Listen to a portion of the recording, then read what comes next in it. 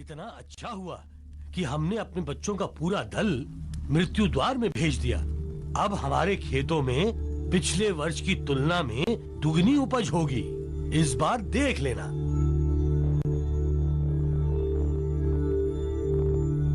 यहाँ के लोगों का विश्वास है कि इनके बच्चों के बलिदानों से बचे हुए लोगों को ईश्वर सुख और समृद्धि का आशीर्वाद देते हैं।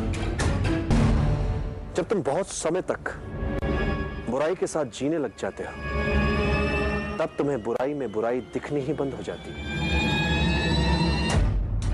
मानव मस्तिष्क इस बुराई की आवश्यकता को मानकर यह सोचने लग जाता है कि यह बुराई वास्तव में उसकी भलाई के लिए है।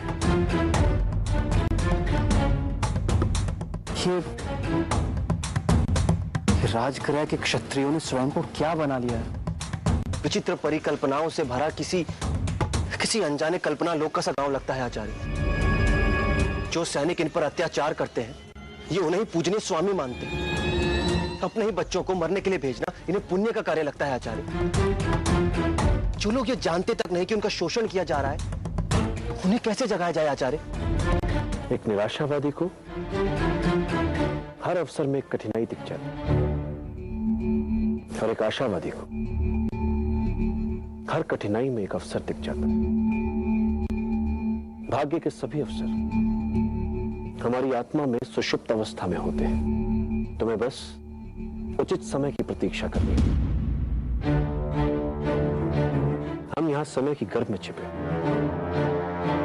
उन होने वाले सभी अवसरों के होने में विश्वास करें, उन सभी का सम्मान करते हुए उचित समय की प्रतीक्षा करें। तो परिवर्तन तो आएगा, और ऐसा आएगा चंद्रगुप्त, जो तुम्हारे भाग्य को जगाकर इन दबे कुचले जन जन की शुभकामनाओं पर खड़ा हो, तुम्हारे भविष्य को अविस्मरणीय बना देगा।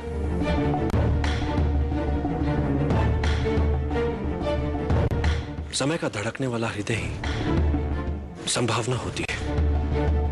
भले ही ये लोग आज तुम्हें नहीं सुन रहे चंद्रगुप्त, किंतु जब ये तुम्हें समझेंगे तब तुम्हें सुनेंगे भी और तुम्हारा साथ भी देंगे।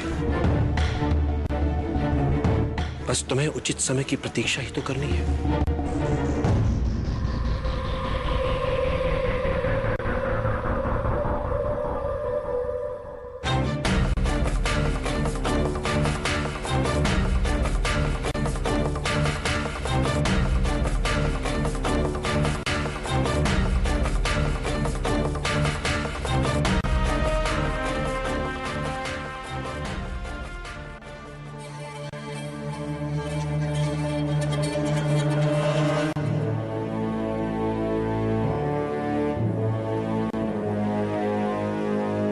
चंद्रगुप्त, इतने उद्विग्न क्यों हो रहे हो? कुछ समझ में नहीं आ रहा आचार्य। क्या करूं क्या ना करूं?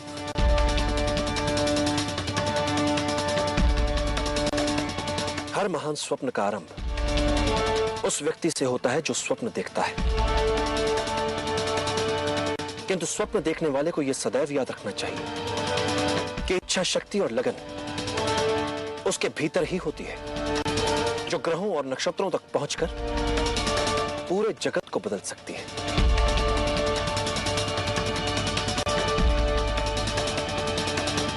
एक बात और चंद्र, सभी विचार अचानक अपने नहीं हो जाते।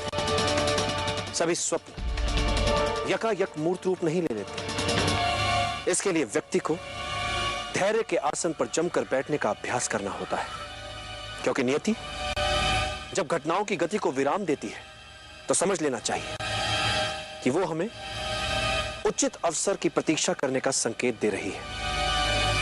इसलिए धैर्य का साथ कभी मत छोड़ो।